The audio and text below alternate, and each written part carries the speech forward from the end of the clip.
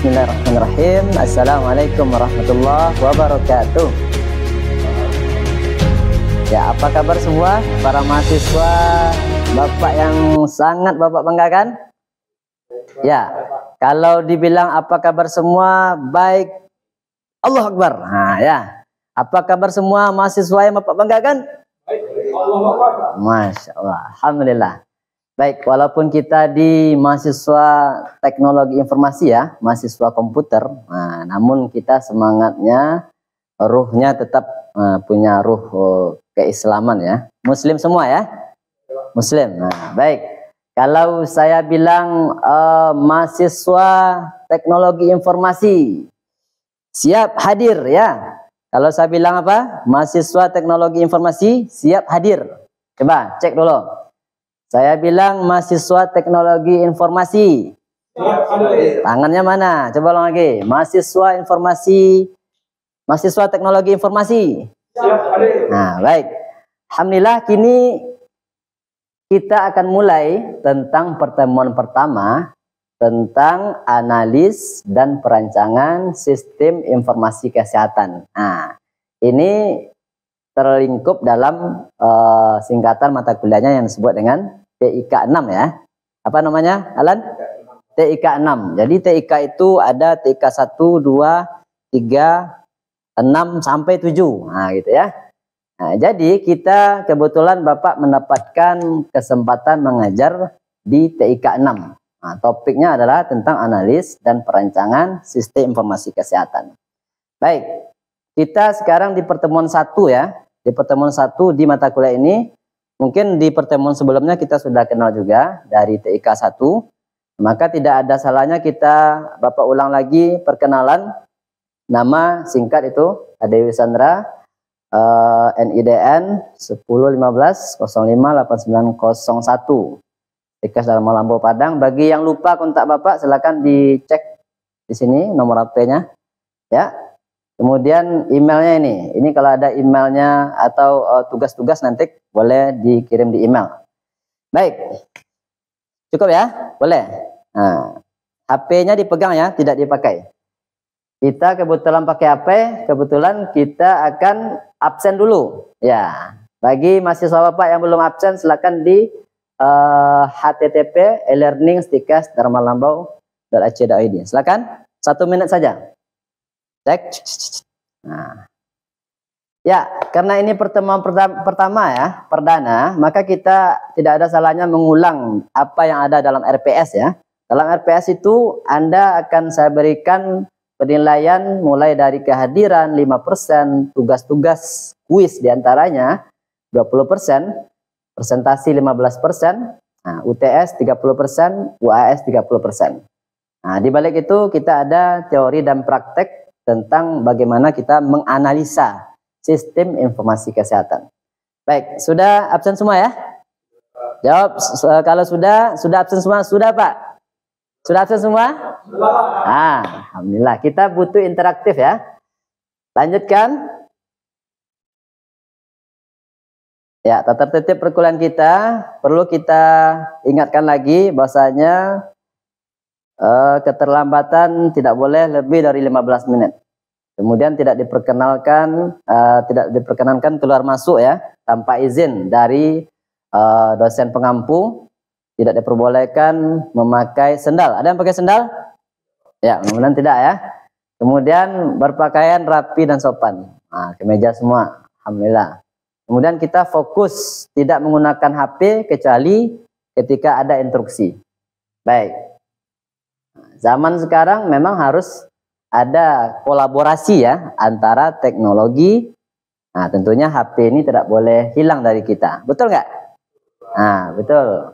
Baik, karena materi kita adalah tentang analis teknologi informasi. Nah, yang ininya dicakup dengan TIK 6 ya. Maka tidak ada salahnya Bapak menampilkan salah satu model web yang ada di salah satu rumah sakit. Anda pernah ke sini? Hermina pernah ya? Ya, pernah bilang pernah? Pernah ya? Nah, pernah. Baik, Hermina Padang, tidak jauh dari kampus kita ya. apa yang Anda pikirkan tentang web ini? What do you think? Nah, apa yang Anda pikirkan? Coba Angga. Mudah pengelompokannya mudah dipahami. Mudah pengelompokan, mudah dipahami. Abdi? Penyedia layanan, bagus. Alfozan? Nah, sistem berbasis web. Alan gimana? Informatif. Dayus? Iya, sama ya. Baik. Artinya di sini ada tampilan sistem informasi. Di sini ada informasi lengkap tentang sebuah rumah sakit. Ya, kita kembali lagi.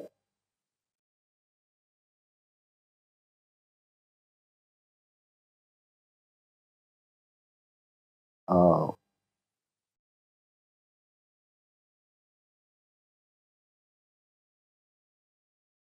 Thank you aja ya. Kita kembali ke topik ini. Ya, ada sebuah web di mana dia menampilkan semua informasi yang ada di rumah sakit.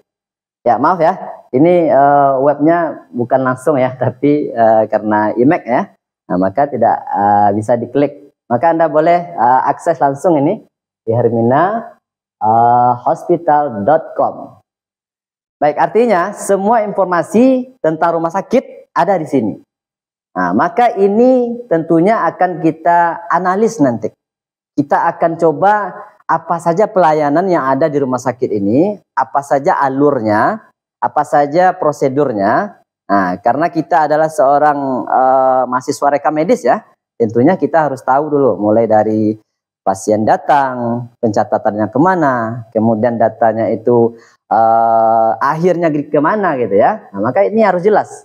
Nah, maka dari sebuah web ini, maka sebuah institusi rumah sakit ini, maka dia akan menampilkan semua layanannya di sini. Mulai dari dokternya, jam berapa dia akan bisa dikunjungi gitu ya.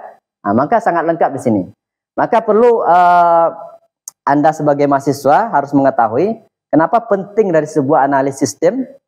Karena kesuksesan dari sebuah rumah sakit itu adalah yang menjadi bagiannya adalah sistem informasinya itu bisa untuk dipahami dan dimengerti oleh orang yang memakainya. Nah, betul nggak, Abdi? Ya, betul ya. Maka kita lanjut. Bagaimana kita untuk menganalisis daripada sistem ini? Ya, tentunya kita akan pandu dari sebuah CPL atau CPMK yang harus kita sampaikan, yakninya di sini mahasiswa dituntut bagaimana mengembangkan perangkat lunak. Nah, jadi yang tadi itu adalah sistem informasi sebuah perangkat lunak ya. Nah, jadi ini adalah bagian dari sebuah CPL dari mata kuliah ini. Kemudian analis perancangan sistem informasi kesehatan. Kita dituntut sebagai analis, sebagai penganalisa perancang sistem informasi khususnya di bidang kesehatan. Ya. Kemudian berikutnya aplikasi pendukung yang akan kita bikin, yang akan kita gunakan untuk memandu daripada sistem ini bisa dibikin. Maka kita memakai aplikasi tambahan, merancangnya pakai apa? Yaitu pakai Visio, EasyCase, Rational ROS, dan lain sebagainya. Bisa kita pakai untuk sebagai panduan sebelum sistem ini jadi ya. Sebelum sistem ini jadi. Ya. Ini adalah bagian CPL atau CPMK dan sub CPMK yang rincinya Anda bisa lihat nanti di RPS. Baik, kita lanjut. Tujuan pencapaian mata kuliah bisa Anda baca. Tujuan intinya adalah analis itu pasti. Kemudian yang terakhir, bagaimana kita merancang input, proses, dan output. Kita rancang mulai dari awal, kemudian kita inputkan datanya, kita proses sampai outputnya itu jelas. Apa outputnya yang akan bisa digunakan kiranya bisa untuk memperlancar rumah sakit ini dalam sebuah kemasan sistem informasi yang bisa menjadi sebuah informasi yang berguna untuk para penggunanya. Ya, kita lanjut. Nah, konsep analis pengembangan sistem itu apa? Ya, konsep analis pengembangan sistem itu adalah bagaimana kita mengembangkan sistem informasi kesehatan memerlukan analisa yang cermat untuk menjamin kesuksesan dan efektivitasnya. Nah, jadi untuk mengembangkan sistem ini, maka kita butuh kecermatan dan analisa yang dalam ya, agar sistem itu bisa berjalan sesuai dengan kehendak pemakainya. Ya, ada yang diragukan? Bisa dipahami ya? Bisa dipahami. Baik, bagaimana teknis kita membuat sebuah sistem itu bisa berjalan dengan baik? Maka langkahnya adalah tentu kita harus tahu dulu persoalannya. Kalau tidak tahu persoalannya, maka apa yang mau kita kembangkan? Ini sudah jadi ini sistemnya. Artinya kalau ada persoalan, maka kita mulai. Ternyata di rumah sakit itu ada persoalan yang harus kita selesaikan. Contohnya, persoalan tentang BPJS. BPJS itu nunggak atau pasien bayar tapi pelayanan tidak maksimal. Apa yang kita perlu perbaiki daripada sistem ini? Maka kita tentukan apa dulu? Masalahnya, identifikasi masalah, kita kenali. Kemudian kita kumpulkan data masalah itu apa saja. Kumpulkan 1, 2, 3 persoalan yang penting, yang urgen. Nah, maka kita taruh di sebuah tempat, map arsip atau di folder komputer. Nah, maka ini akan menjadi sebuah kumpulan data bagi kita untuk bisa kita kembangkan.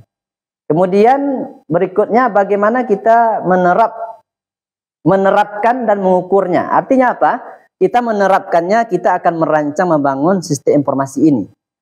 Caranya adalah kita terapkan, kita pakai, bikinkan desain sistem informasinya, kemudian kita ukur. Ini sudah tepatkah menjawab daripada persoalan, daripada masalah-masalah di rumah sakit ini. Baik, terakhir apa? Singkat cerita, karena waktu kita terbatas ya, maka kita harus berikan solusi.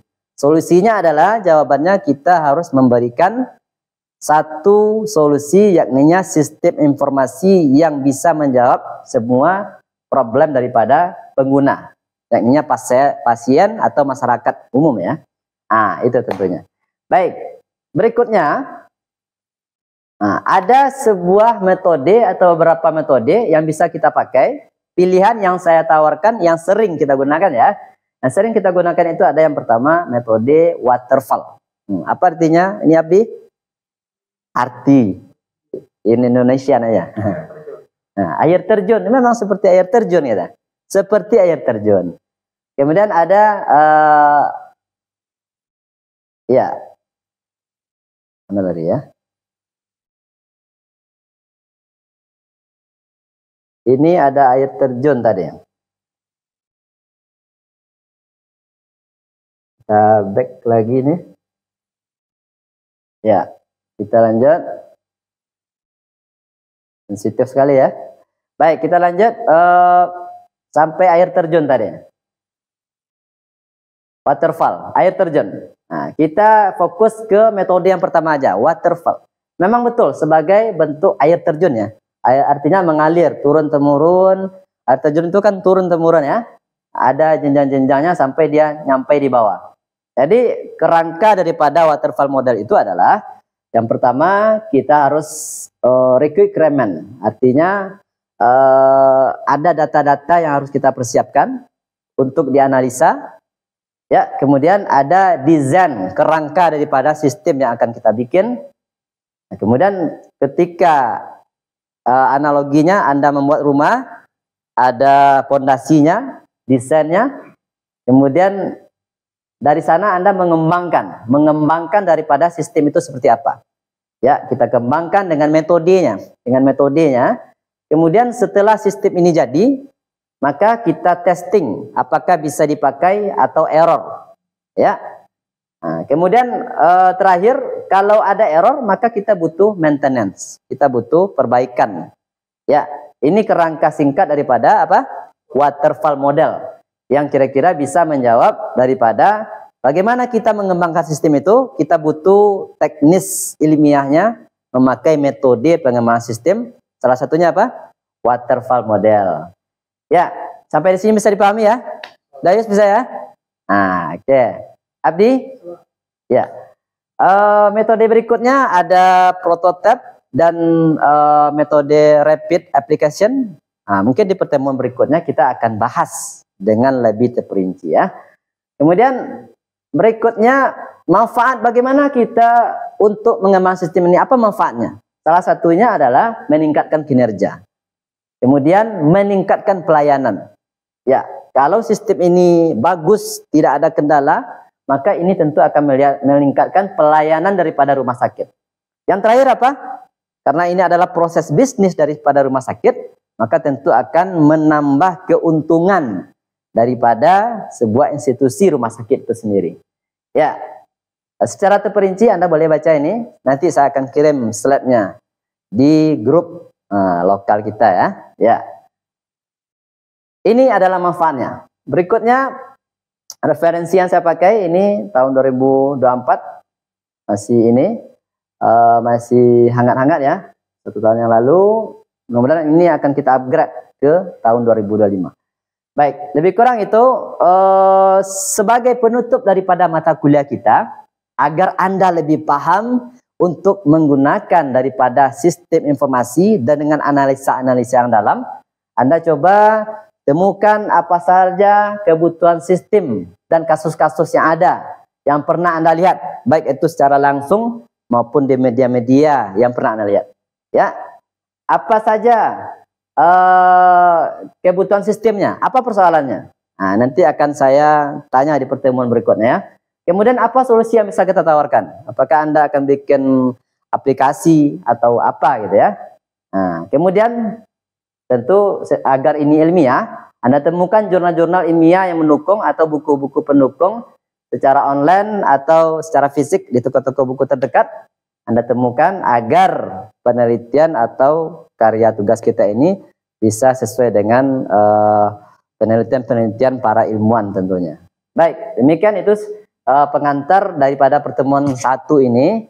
Saya berharap semoga Anda akan bisa memahami, bisa mengembangkan dan menganalisa sistem dengan memang tentunya akan bermanfaat untuk rumah sakit tentunya. Demikian perkuliahan kita pada siang hari ini.